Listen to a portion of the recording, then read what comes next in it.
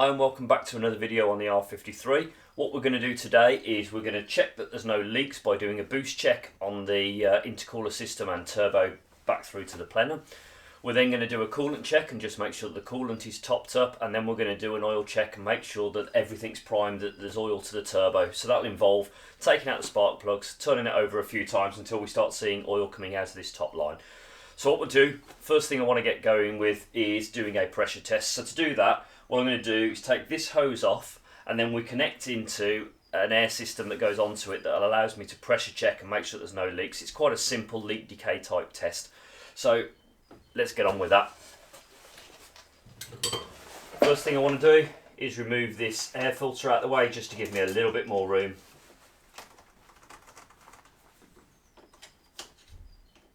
Let's get him off. There we go. So instantly gives me a load of room. Next thing I want to do is find the hose clips and undo them. Let's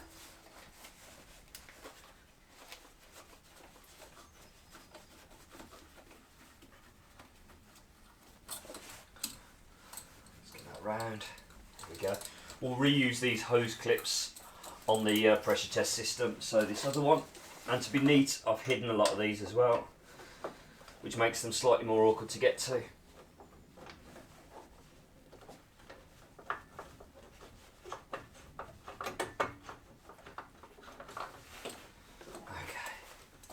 Not quite. The purpose for this test is to make sure that there's just no leaks from anywhere. Last thing we want to be doing is sending this thing off to the dyno, finding out that there's air leaks and boost loss. So you can get some really simple systems, or you can make some simple systems for boost leak detecting. So I'll assume that the air going into the turbo and back out again is okay in this instance.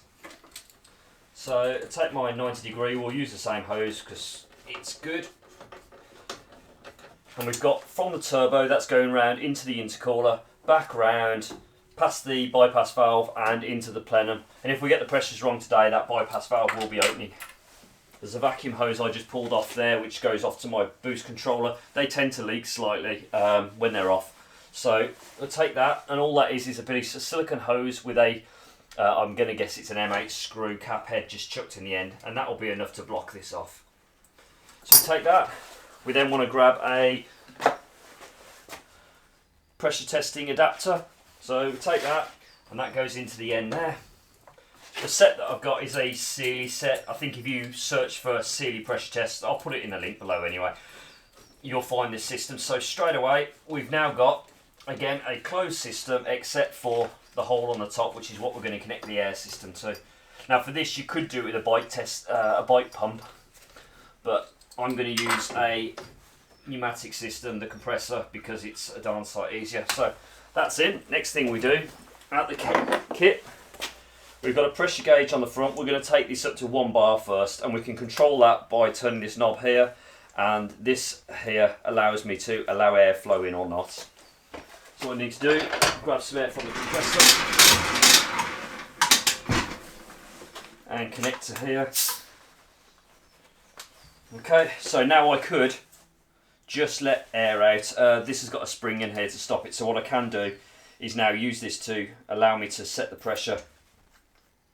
So let's get that correct. So that's about, I'll set that to 1 bar, and there you go, I've got constant air pressure at 1 bar. The next thing I'm going to do is connect this up to the car. Okay, and what we can see on there is I'm showing 0, so what I can do is allow air into the system. So now we're charging this system up to 1 bar. We'll do it relatively slowly because we want to be in control of it.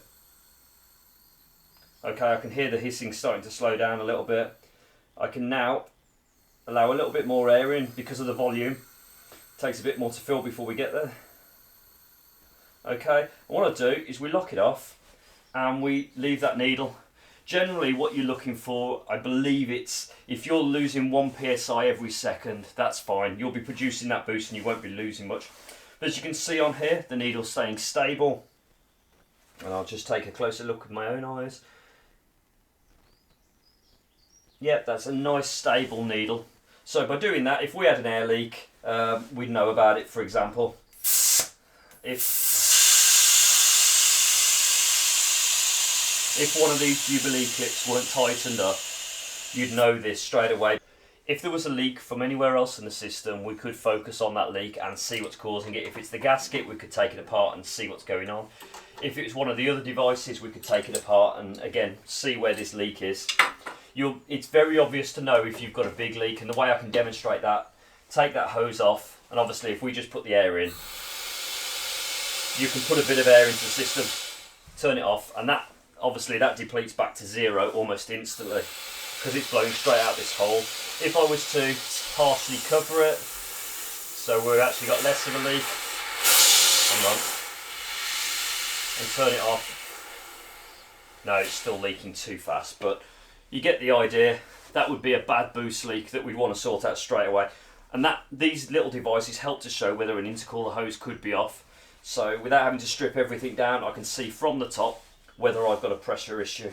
I haven't, so what we'll do, disconnect this system and we can put it away. And just to show the system,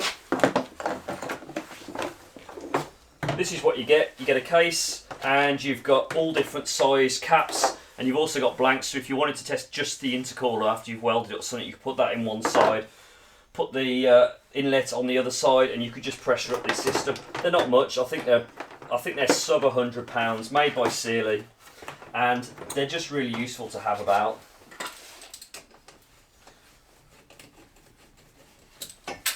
And looking at the case, it does look like they do some smaller ones, but this one goes all the way from 35mm up to 90mm. But that's it. I've had this for a few years and it's particularly useful. You can use it on coolant systems as well, but I tend to use this one just for my radiator and use the other system I've got for coolant, which we'll move on to next. Now that we've checked the system doesn't have any boost leaks, the next system I want to go over is the coolant. Now I've already done a bleed on this system already manually, but what I want to do now is just make sure that there aren't any leaks and just make sure that everything I've done is correct. Since I put the engine together, it's probably sat here for 2 months, there's nothing underneath it, so I know from a non-pressure side of things there's nothing under there. But getting ready for its first start and its first run and trip out to the dyno, I always like to make sure that we've gone over as much as we can and double check everything. So what we're going to do is vacuum bleed this system. You'll find with the turbos, they generally prefer to be vacuum bled than just gravity fed, and the reason for that is the turbo, which has got coolant lines either side of it, is actually sitting higher than most of the other parts of the coolant system, and unless I'd put bleeds on either side of this turbo, which I haven't done, but you can buy barbs that come with a bleed nipple on the other side, that does make it a lot easier to bleed these. The other way of doing it is just a vacuum bleed. So what I've done to start us off is my header tank, which is like a Canton. I've just bunged off this nipple to the side, and the reason for that is I find that this kit I've got doesn't quite seal as well as it should down on these racing caps. So we'll take that out, take the cap out, and inside we've already got coolant, so we're good there. The next thing I want to do is use my piece of equipment that allows me to vacuum bleed. So that kit is, let's bring him out, a Draper vacuum kit, and what it consists of is something that will fit on top of the header tank. This will go back down into the coolant. This here allows me to put some compression onto this seal, which then seals to the header tank, and then we've got this other part here, which is basically a bleed off. So what we use here is this will just allow the air that's passing by to escape, and then we've got a load of other adapters in here for different systems. But as I say, this is the, what do they call it, Draper coolant refilling system. Another system I've had for years and it's been fantastic. It's actually very well made. So good piece of kit. Let's get it on. All we do, put it where we want it, then regret the fact that this brace bar's here because it only just fits.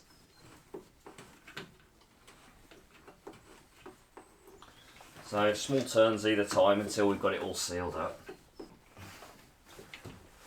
Okay, so we're locked on there. We've got a small tub, we shouldn't need much of coolant. I'll put the coolant on the floor, hopefully just out of the way of me tripping over it. I take the filter end and we drop that in. The next step is to take the adapter which will go onto my airline. Works in a very similar way to the pressure system that we use to check for boosts. This here is going to blow some coolant out, so what I will do is put a cloth over that because it will be sticky and messy.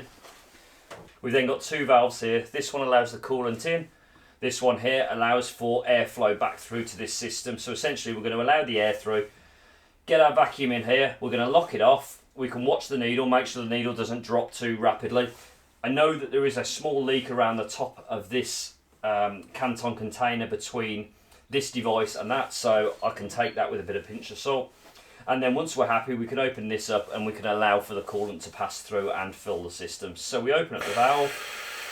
I can see here that all of the air has been pulled out of the system. It balances out and we knock it off. We can turn the compressor off and now we can see this needle stable. If we had a leak, this needle here would be dropping down really, really quickly. As you can see, it's pretty much holding and it shouldn't be pulling down other than the small leak that I know I've got round the top of this Canton tub because this brace is in the way and I can't lock it all down. And that's no fault of Canton, that's probably more the fact this bar's in the way and I don't want to remove it. So we've got our vacuum in the system, it's holding, we know that we've got a good closed system. So what we do now is we open up this tap and we can allow this coolant that's in the tub to flow into the tank and fill up the vacuum. So there we go. It's now drawing in coolant and filling this system up. There we go. It's actually consumed all the coolant that was in that jug. I didn't think there was that much air in the system. So what I do now is keep repeating this to make sure that there's enough coolant in the system and everything's pulled out of it. So I'll continually keep cycling vacuum, fill, until I get to a point that I can't produce any more pull to pull coolant up. At that point I know that I've vacuumed out all of the air within the system. You can, with these vacuum systems, still get a bit of air stuck in this top radiator hose. It doesn't like to vacuum out very nicely. But if that's the case, all you need to do is let it gravity bleed over here and then go back to doing a vacuum test and you should get it all. In our stage of getting the engine ready to run, we've done our pressure test, we've checked our coolant.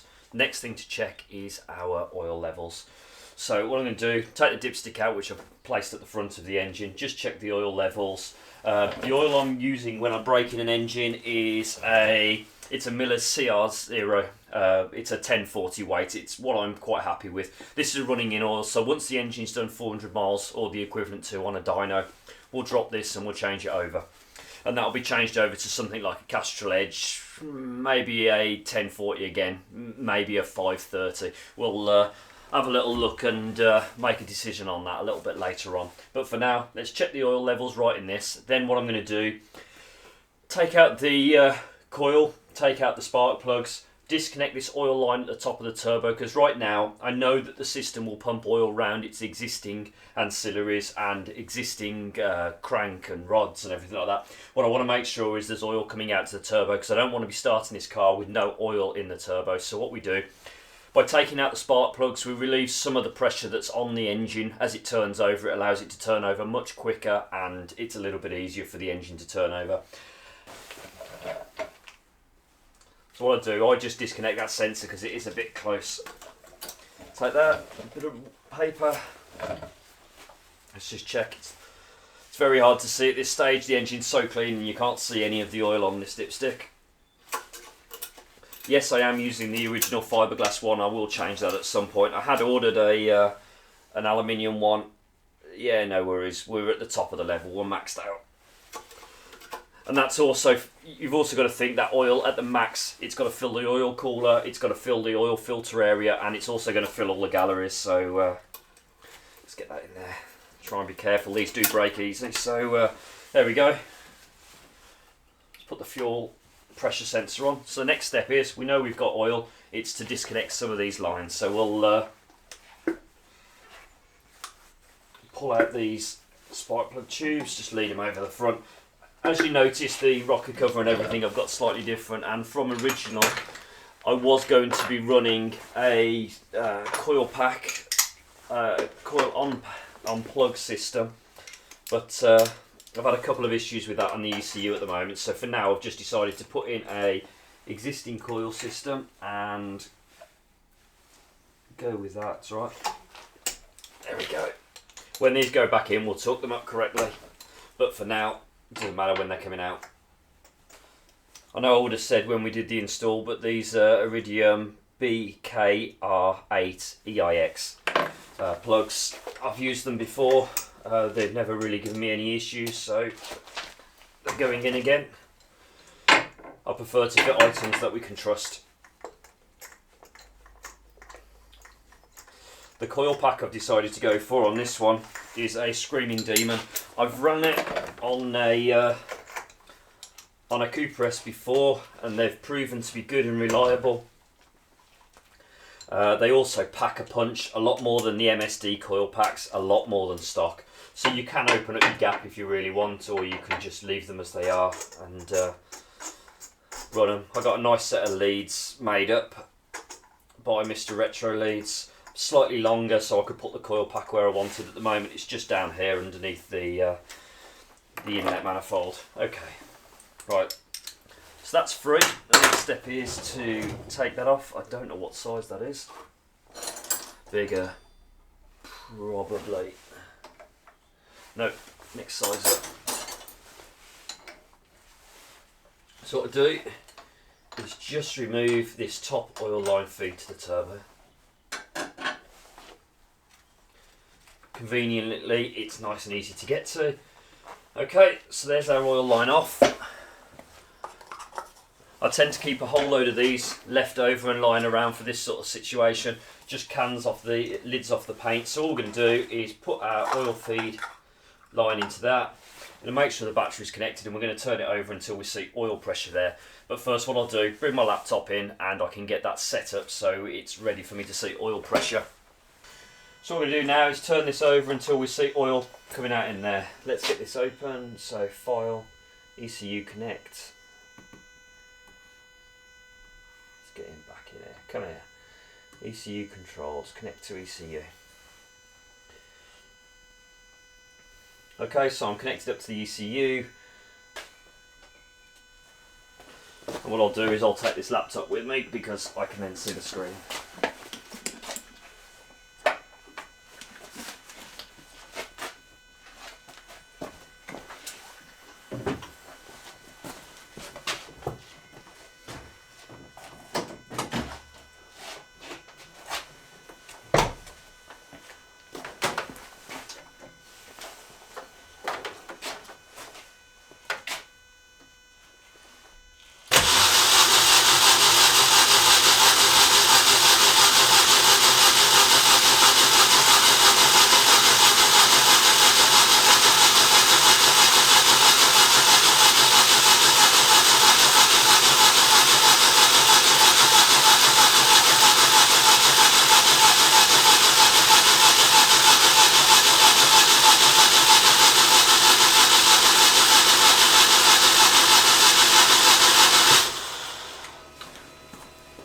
Okay, with that mount to turn over, I can see the pressure starting to build on the screen, and I can now see inside here what we're getting is oil.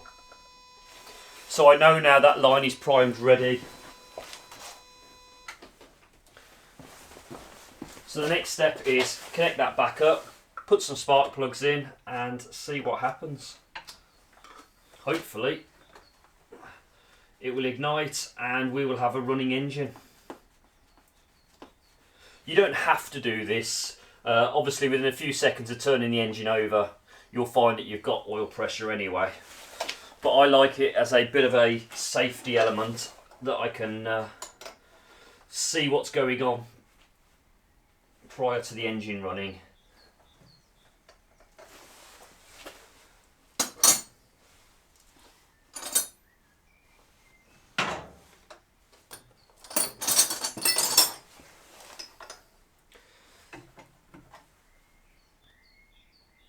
Okay, so there we go, nice little bit of oil from the line. We'll get rid of that shortly. Clean that tub out, it's another useful tub just to have kicking about. Put him up there, and it's time to get these plugs back in.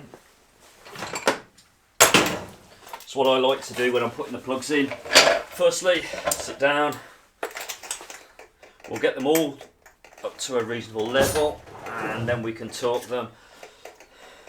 Good. It's 25 newton meters. We're at the point now where we've tested for pressure loss throughout the system. We know that we've got no pressure loss.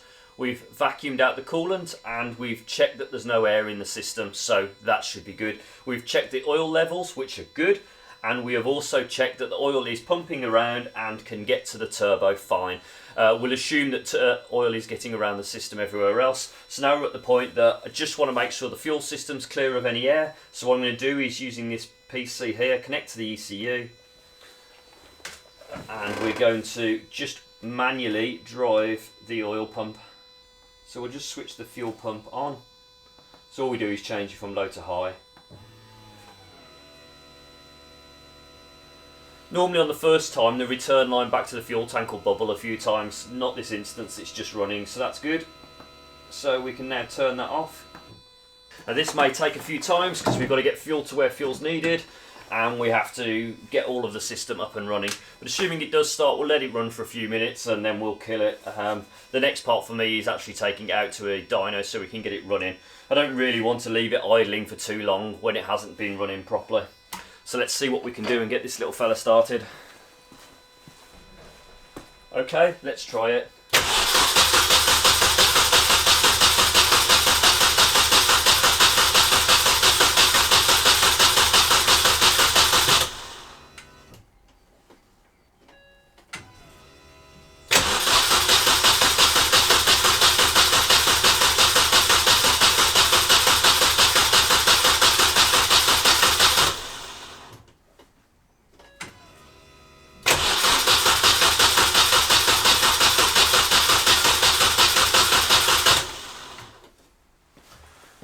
Okay, lots of fun. Now I have to go through and see what's going on because it isn't starting.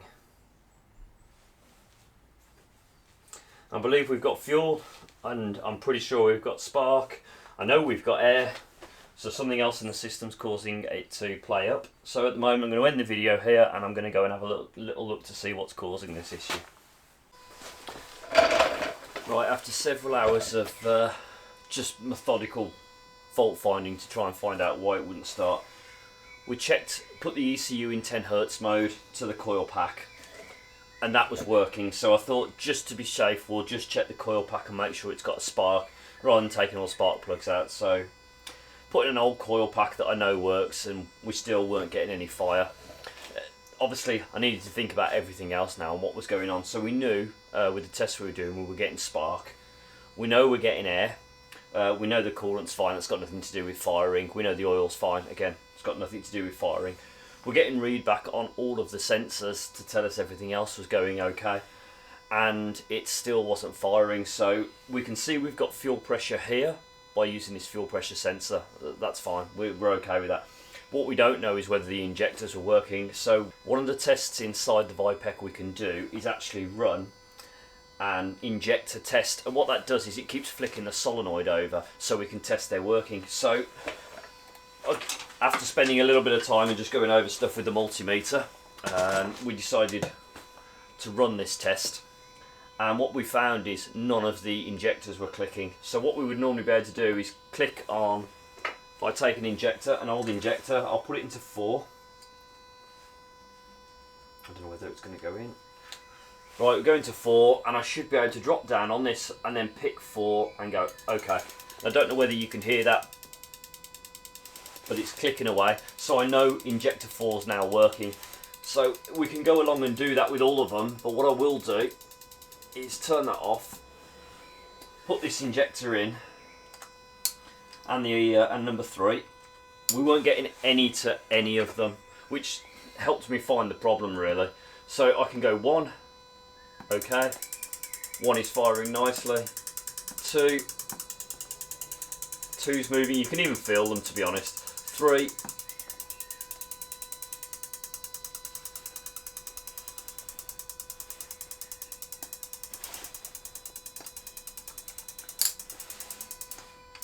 yep, so 3's firing, and 4. I could hear that change. Sometimes I can't quite hear between each injector which one's which is why I'm unplugging them, just to make sure it's definitely there. Okay, so all being well, we're going to put everything back the way it was, and the car should now fire. What was the problem? Well, after going through everything methodically, doing one stage at the next, we found, putting a multimeter onto these injectors, I had power, so I knew it wasn't a fuse, and I knew that there had to be something in the wiring between here and the ECU, based on the ECUs in a new location. So I went and grabbed the ECU, pulled the plug off it, and I noticed that on the plug you get, here's an ECU plug. There's basically, to the side, there's a locking bar that comes out and pushes in. When I'd rebuilt the harnesses and put all the pins in, I'd not put them far enough in so they had detented. That's all it was. So when I put the locking bar in, rather than all the pins being at the front this side, which would make electrical contact to the ECU, they were actually at the back. And when I pushed the locking bar in, it pushed them further back, which meant none of the injector pins in the ECU were actually making contact. So it was a really, really simple problem, just a pain to find what was stopping this car from starting. Obviously, sitting here now, I still don't know whether the car will start. But now I've gone through everything else, and I'm just going to have a little look through and make sure everything else is on here and is working. And we'll go from there. Everything else on the error log seems to be doing what it should be doing.